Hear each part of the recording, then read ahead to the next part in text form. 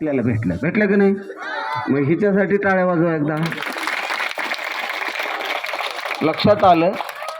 आणि मग ऐका ना, मग जेव्हा तुम्ही चांगलं काम करत असताना, आता ते फरताळे सरांनी सांगितलं, नागनाथ सरांनी सांगितलं, तुमच्या गावचेच आहेत ते, बरोबर आहे? त्यांनी सांगितलं आम्ही कस्ता खाल्ल्या, त्याच्या अगोदर कुणीतरी सांगितलं आम्ही खूप प्रयत्न केले, असं केलं तसं केलं. प्रयत्न हे प्रत्येकालाच आहे. आताचे पंतप्रधान कोण आहेत भारताचे?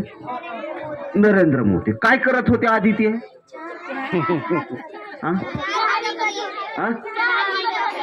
हा, चहाची टपरी चालवत होते. म्हणजेच काय करत होते? चहा विकत होते. तोही कष्टातूनच वरती गेला. मग कष्ट केल्याशिवाय पर्याय का काही? आणि ते कष्ट हे सातत्यानं करावे लागते. म्हणून आणखी एक गोष्ट खूप महत्वाची आहे. आपल्याला नेहमी सांगितलं जातं की आंबेडकरांनी आम्हाला सांगितलं, डॉक्टर बाबासाहेब आंबेडकरांनी, हे शिक्षण हे वाघिणीचं दूध आहे. लक्षात आलं? वाघीण माहित आहे? माहित आहे का नाही? अरे हो का नाही? कशी डरकाळी फोडती? तशी डरकाळी का फोडती? का तर ती ताकदवान आहे. बरोबर आहे? काय आहे तिच्याकडं? आपण भीतो का नाही? वाघाला भीतो का नाही? कोण भेट नाही सांगा बरं, हात वर करा बरं. तुमच्यापैकी वाघाला जी भेणार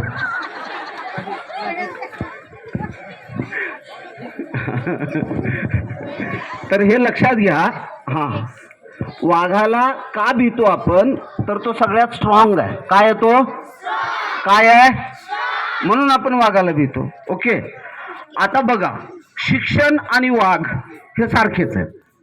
लक्षात आलं? शिक्षण आणि वाघ. मग शिक्षण आणि वाघ जर सारखेच असतील आणि हे शिक्षणच आपण जर घेणार असू, तर उद्या आपण काय होणार आहेत? काय होणार आहेत? काय होणार आहेत? त्याच्यासाठी काय करावं लागेल? काय करावं लागेल? अभ्यास करावा लागेल, शिकावं लागेल. कळालं?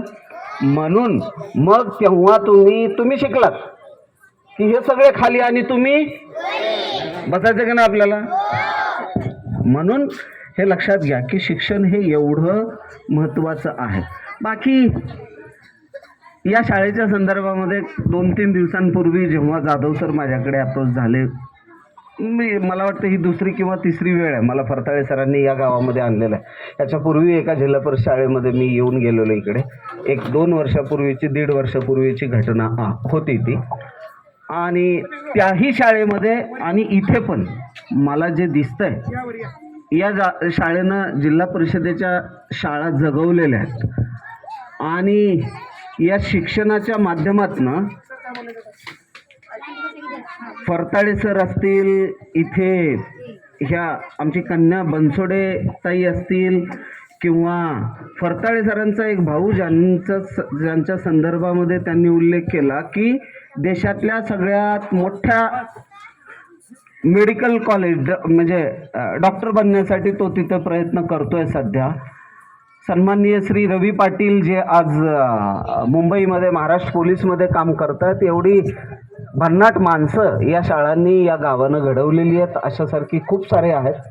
त्यामुळं या शाळांचं ते मोठेपण आहे. या लहान लहान शाळांमधनं एवढी मोठी मोठी माणसं घडलेली आहेत. काय असतं की जी गोष्ट आपल्याजवळ असते त्याची त्याला किंमत नसते. घर की मुर्गी दाल बराबर असं आम्ही म्हणत असतो.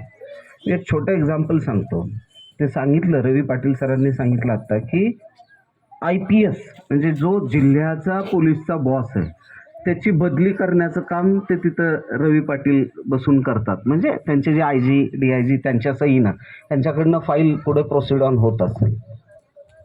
देशातल्या आणि राज्यातल्या पोलीस यंत्रणेला हलवण्याचं काम तुमच्या गावचा एक माणूस करतोय.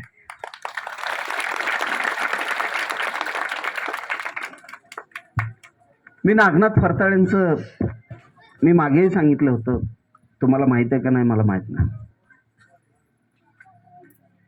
तुम्हाला खोटं वाटेल, मी 2 वर्ष त्यांना शाहू कॉलेजमध्ये फुकट नोकरी करायला लावली. कुठे गेली? बरोबर ना? एकदा माझ्याकडे आले, म्हणजे जवळपास 2016-17ची काहीतरी 18ची घटना आहे. आणि सर मला बायोलॉजीचा प्राध्यापक म्हणून घ्या. तेव्हा ते विद्यापीठात नांदेडला CHB वरती असोसिएट प्रोफेसर म्हणून काम करत होते. मला प्रश्न पडला की हा माणूस तिथं आहे, PhD होल्डर आहे, तो शाहूला काय येतोय? त्यांचं असं होतं की त्यांचा एक भाऊ जो आता एम्स भोपाळला शिकतोय, त्यांना आमच्याकडे तिथे शाहूमध्ये प्रवेश द्यायचा होता.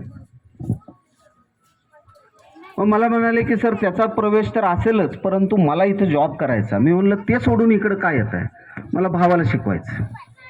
मग जेव्हा ते म्हणाले की भावाला शिकवायचं, माझ्या काही घरची संस्था नव्हती ती काही, पण जागा नसताना सुद्धा मी सांगितलं की घ्यायला घेतो, परंतु तुम्हाला 1-2 वर्ष मी म्हणेल तोपर्यंत फ्री ऑफ कॉस्ट या संस्थेला फुकट सर्व्हिस द्यावी लागेल. ते म्हणले हो देतो.